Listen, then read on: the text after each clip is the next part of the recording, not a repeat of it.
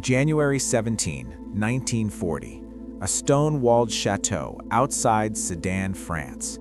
The winter light slanted through arched windows, casting long shadows across topographic maps spread upon oak tables worn smooth by centuries of use. The air smelled of pipe tobacco and wet wool, of old leather and older confidence. In that room, decorated with oil portraits of Napoleon's marshals, French General André-Georges Corap studied the Ardennes Forest, a dense, sprawling wilderness along the Belgian-French border, and permitted himself a rare smile. The forest, he believed, was impassable to armor. It always had been. The Germans, if they came at all, would come through the open plains of Belgium, just as they had in 1914. History, he assumed, repeated itself with the predictability of a metronome. Across the border, in a cramped Wehrmacht planning room that smelled of diesel and ambition, German officers were counting on precisely that assumption. What Corap could not see, what none of the Allied generals gathering in their comfortable headquarters could see, was that the very certainty they wrapped around themselves like a warm coat would become their shroud. The Second World War would be won and lost, not by courage or industrial capacity alone, but by the ability to read a battlefield that no longer obeyed the old rules. And in those critical early years, before American innovation and adaptability would reshape the art of war itself, some of the finest military minds of the age would stare directly at the evidence before them and see only what they expected to see. They would read the map, but miss the territory entirely. The story of generals who misread the battlefield is not a story of stupidity or cowardice. These were men who had studied Clausewitz and Napoleon, who had survived the meat grinder of the First World War, who understood terrain and logistics and the mathematics of firepower. But they had been trained to fight the last war, and the last war had taught them lessons that were about to become catastrophically obsolete. The battlefield itself was changing, evolving with a speed that made doctrine outdated before the ink dried, and those who could not adapt would watch their armies shatter like porcelain dropped on stone. In May of 1940, when German panzer columns finally did push through the Ardennes, they moved with a speed that defied every calculation the Allied High Command had made. General Maurice Gamelin, Supreme Commander of Allied forces, had positioned the bulk of his mobile reserves in Belgium, certain that the main thrust would come there. He had read reconnaissance reports describing massive German tank movements toward the Ardennes. He had received warnings from Belgian officers.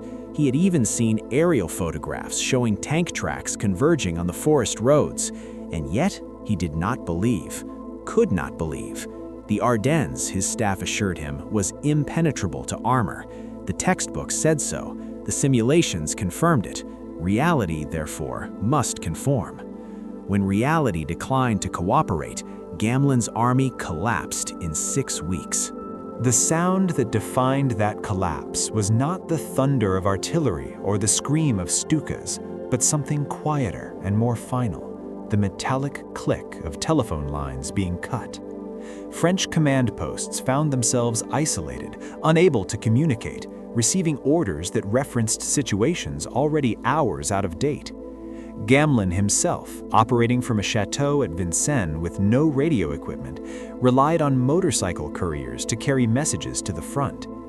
By the time his orders arrived, the front had moved. The German doctrine of blitzkrieg, lightning war, was less about tanks than about tempo, less about firepower than about the speed of decision-making. While French commanders waited for permission to act, German officers on the ground were empowered to exploit opportunities the moment they appeared. The battlefield had become temporal as much as spatial. Those who could not read time itself were already defeated. But if the French misread the speed of modern warfare, the Japanese would misread its scale. Admiral Isoroku Yamamoto, architect of the Pearl Harbor attack, understood American industrial capacity better than most of his colleagues. He had studied at Harvard, served as a naval attaché in Washington, traveled across the American heartland and seen the steel mills of Pittsburgh, the oil fields of Texas, the assembly lines of Detroit. He knew, intellectually, that Japan could not win a prolonged war against such an enemy. Yet when he planned the attack on Pearl Harbor, he gambled that a single devastating blow would break American will, that a democracy accustomed to comfort would sue for peace rather than endure years of sacrifice. He read the battlefield with perfect tactical precision, but he misread the American character entirely. December 7, 1941, Pearl Harbor. The sky filled with the rising sun insignia, with the scream of dive bombers and the geysers of water erupting around Battleship Row. Yamamoto's pilots executed their mission with devastating efficiency, sinking or damaging 8 battleships, destroying nearly 200 aircraft, killing more than 2,000 Americans. It was, by every tactical measure, a brilliant success. Japanese officers celebrated. They had crippled the Pacific Fleet. They had bought time for their southern expansion. They had demonstrated that the age of the battleship was over, ironically by using carrier-based aircraft to prove it. What they had actually done was unite a fractured nation behind a single purpose and awaken an industrial colossus that would, within 4 years, be producing more war material than the rest of the world combined. The mistake was philosophical. Japanese military culture, shaped by Bushido and the warrior tradition, assumed that spirit could overcome material disadvantage, that fighting spirit was itself a form of technology. They looked at American society, its jazz and automobiles, its movie theaters and supermarkets, and saw decadence rather than dynamism. They assumed that a nation that had never known invasion, that treated war as something that happened elsewhere, would lack the stomach for a real fight. They read the peacetime behavior of Americans and extrapolated it into wartime, not understanding that the same society that built suburbs and jukeboxes could, when provoked, redesign itself into an instrument of total war with terrifying speed. By 1943, the United States was launching a new aircraft carrier every month, a new destroyer every week. By 1944, American factories were producing an aircraft every 5 minutes. The Japanese had read the first chapter of the American story and assumed they knew how it would end. They had not accounted for revision. Across the Atlantic, another miscalculation was unfolding with equally catastrophic consequences. When Adolf Hitler launched Operation Barbarossa in June 1941, sending more than 3 million men across the Soviet border in the largest invasion in human history, he did so with the certainty that the Soviet Union would collapse within weeks. His generals had studied Soviet performance in the Winter War against Finland, where the Red Army had stumbled badly. They had considered Stalin's purges of his officer corps, which had decimated military leadership. They had calculated logistics, firepower ratios, the distances involved, and they had concluded that the Soviet state, that rotten structure as Hitler called it, would come crashing down as soon as the door was kicked in. They were reading a battlefield that extended 3,000 miles, but they had failed to read the Russian winter, the Russian distances, the capacity of the Soviet system to absorb staggering losses and continue functioning. Most critically, they had failed to read the Soviet soldier himself, the peasant conscript who, when cornered, fought with a desperation that no German war game had anticipated. The symbolic object of that miscalculation was not a weapon, but a calendar. German planning assumed the campaign would be over before autumn. Supply chains were designed for a short war. Winter uniforms were not prioritized. When the first snow fell in October, Wehrmacht soldiers were still wearing summer-weight tunics. By December, when temperatures dropped to 40 below zero, German tanks wouldn't start. Gun mechanisms froze. Frostbite incapacitated more men than combat. And the Soviet counteroffensive, launched with Siberian divisions equipped for winter warfare, drove the Germans back from the gates of Moscow in the first major defeat of the Nazi war machine. General Heinz Guderian, the father of German tank doctrine, would later write that the Russian campaign was lost not because of Soviet strength, but because of German blindness, the inability to see the battlefield as it actually was, rather than as doctrine said it should be. The Germans had read maps that showed roads leading to Moscow, but Russian roads were often dirt tracks that became impassable mud in autumn and frozen ruts in winter. The Germans had calculated fuel consumption for their vehicles, but not for the locomotives that would have to haul supplies across the vast Russian rail network, a network that used a different gauge than European railways, requiring every supply train to stop at the border and have its cargo manually transferred. They had read logistics as a technical problem. They had failed to read it as existential. But perhaps no general in the entire war misread the battlefield more completely or with more immediate consequences than Lieutenant General Arthur Percival of the British Indian Army. In February 1942, Percival commanded a garrison of 85,000 troops defending Singapore, the Gibraltar of the East, Britain's supposedly impregnable fortress guarding the approaches to India and Australia. Singapore's southern coast bristled with enormous naval guns, 15-inch monsters capable of sinking any fleet that dared approach. The island had warehouses stocked with supplies, airfields, barracks, a naval base. On paper, it could withstand a siege for months. General Tomoyuki Yamashita attacked from the north with 30,000 men. Percival had read intelligence reports indicating that the Japanese were moving down the Malayan Peninsula with alarming speed. He had received warnings that they were using bicycles to move infantry rapidly along jungle paths, bypassing British defensive positions. He had been told that Japanese forces were crossing rivers using improvised rafts and captured boats. Yet Percival remained fixated on the threat from the sea. Singapore's massive guns all pointed south, toward the ocean. The jungle to the north was considered impenetrable. The idea that a modern army could advance through such terrain, cut off from naval support, seemed absurd.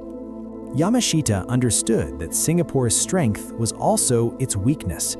The British had built a fortress designed to resist a naval assault, so he didn't bring a fleet. He came through the jungle on bicycle and on foot, crossed the Johor Strait on rafts under cover of darkness, and struck the northern shore of Singapore, where defenses were lightest and where those enormous guns could not be turned around to fire. Percival's forces outnumbered Yamashita's almost 3-1, but Percival believed he was outnumbered. Japanese deception operations and the speed of their advance had created an illusion of overwhelming force. On February 15, 1942, after less than a week of fighting, Percival surrendered the entire garrison. Winston Churchill would later call it the worst disaster and largest capitulation in British history. The error was conceptual. Percival had read fortress and thought walls. He had prepared for the siege he expected rather than the attack that came. The Japanese had read the same fortress and seen not a barrier, but a psychology, a defensive mentality that could be exploited through audacity and speed. Where Percival saw strength, Yamashita saw rigidity. The battlefield, it turned out, existed as much in the mind as on the ground. This pattern, the catastrophic misreading of a rapidly evolving battlefield, repeated across theaters and nations throughout the war. Italian generals in North Africa prepared for a colonial conflict and found themselves facing mechanized British forces. German U-boat commanders assumed convoys would remain vulnerable to wolf pack tactics and failed to anticipate the integration of radar, sonar, and aircraft that would turn the hunter into the hunted. Japanese admirals at Midway assumed American carriers had been sunk or damaged at Pearl Harbor and sailed into an ambush that cost them 4 fleet carriers and the strategic initiative in the Pacific. Each miscalculation stemmed from the same fundamental error, the assumption that the present would resemble the past, that the enemy would fight according to the last war's rules, that doctrine developed in peacetime would remain valid under the furnace of actual combat. But there was one military that learned, faster than any other, to read the battlefield as it actually existed rather than as tradition suggested it should. The American military entered the war with outdated tactics, inadequate equipment, and a peacetime mindset. At Kasserine Pass in February 1943, Green American troops were mauled by veteran German Afrika Korps forces. But the Americans studied their defeats with ruthless honesty. After-action reports documented every failure. Lessons learned were disseminated rapidly. Commanders who could not adapt were replaced. Equipment was redesigned based on combat feedback, not peacetime theory. The Sherman tank was outgunned by German Panthers and Tigers, but American doctrine emphasized combined arms, using artillery, air support, and infantry in coordinated strikes that negated the German tank advantage. When German submarines threatened to sever the Atlantic supply line, American industry didn't just build more ships, it revolutionized shipbuilding itself, using prefabricated sections and assembly line techniques that reduced construction time from months to weeks. Liberty ships, unglamorous cargo vessels dismissed by traditionalists as ugly ducklings, became the workhorses of Allied logistics, produced faster than U-boats could sink them. The symbolic object of American military effectiveness was not a wonder weapon, but a can of Spam. That processed meat in its humble tin represented something the Axis powers never fully grasped, the logistical underpinning of modern warfare. German soldiers ate what they could capture or what horse-drawn wagons could haul. Soviet troops subsisted on black bread and whatever the land provided. American GIs carried portable, shelf-stable nutrition that didn't require refrigeration or complex supply chains. It was unglamorous, often mocked, but it meant that American units could operate at high tempo without stopping to forage or wait for fresh supplies. Spam was not just food, it was a philosophy of war, the understanding that battles were won not just at the front, but in the factories, the training camps, the supply depots. The generals who understood this, who read the battlefield as a system rather than a collection of units, were the ones who prevailed. General Dwight Eisenhower never commanded troops in combat during World War I. He spent that war in training camps, frustrated at missing the action. But that experience taught him logistics, administration, the unglamorous science of moving men and material across continents. When he planned the D-Day invasion, he didn't just coordinate the assault troops, he orchestrated a logistical symphony involving 5,000 ships, 11,000 aircraft, and more than 150,000 men, all synchronized to converge on a 50-mile stretch of French coastline within a 24-hour window. The invasion succeeded not because of brilliant tactical improvisation on the beaches, but because of months of meticulous planning that anticipated everything from tide tables to the width of French roads to the number of jerry cans needed to fuel the advance inland. Eisenhower read the battlefield as an equation where willpower and courage were necessary but insufficient. Victory required fuel, ammunition, spare parts, blood plasma, radios, maps, trucks, an endless cascade of material that had to flow forward without interruption. German generals mocked American forces as overly dependent on logistics, as pampered and mechanized. But when German tanks ran out of fuel in the Ardennes during the Battle of the Bulge, American tanks kept moving. The generals who misread the battlefield shared a common trait. They confused familiarity with understanding. They looked at terrain, at enemy dispositions, at their own force structures, and saw what experience told them to expect. They could not see the disruptions coming. The integration of radio communication that allowed for decentralized command, the development of radar that made surprise naval attacks nearly impossible, the horrific effectiveness of strategic bombing that turned industrial capacity itself into a battlefield, the atomic bomb, which would ultimately render obsolete every calculation about invasion casualties and urban warfare. The battlefield of 1945 bore almost no resemblance to the battlefield of 1939. Those who survived were those who learned to read the present tense rather than continuously referencing the past. In the end, the Second World War was won by those who understood that maps and doctrine were useful guides but poor masters, that battlefield reality was fluid and unforgiving, that the ability to adapt was more valuable than the ability to execute a perfect plan in circumstances that no longer existed.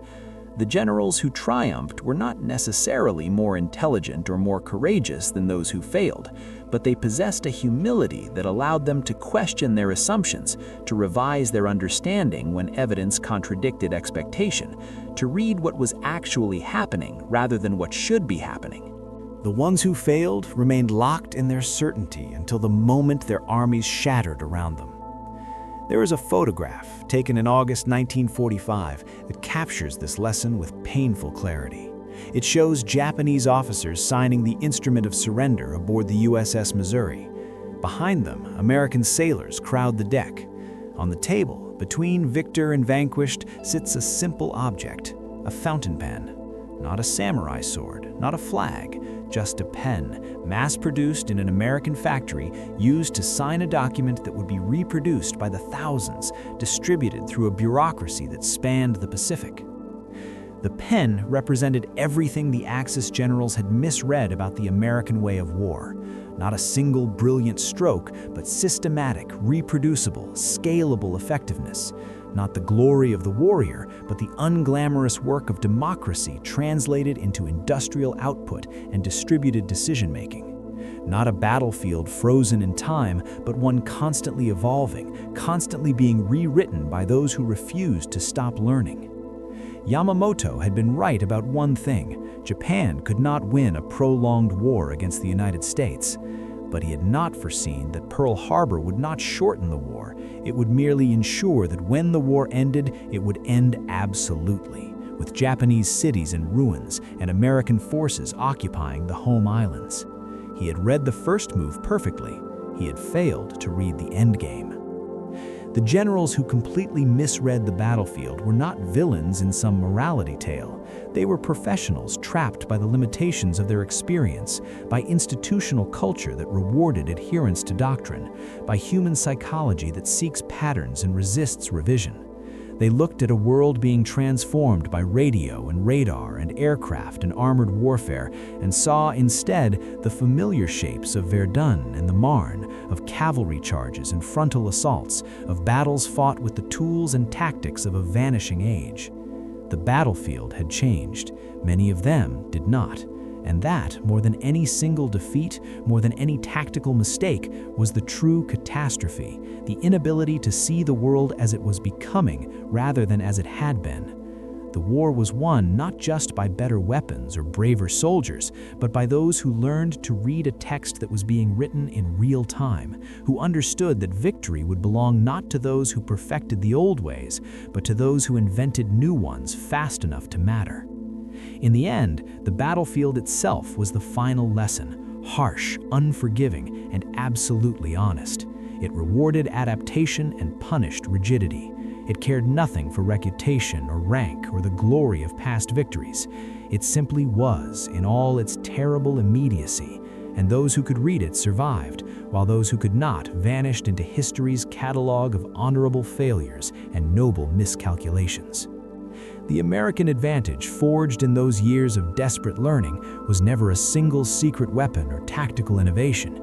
It was the willingness to fail forward, to document mistakes and disseminate lessons, to replace what didn't work and scale what did, to read the battlefield not as a monument to past glory, but as a problem requiring continuous solution. That advantage, born in the crucible of the Second World War, would echo through every conflict that followed.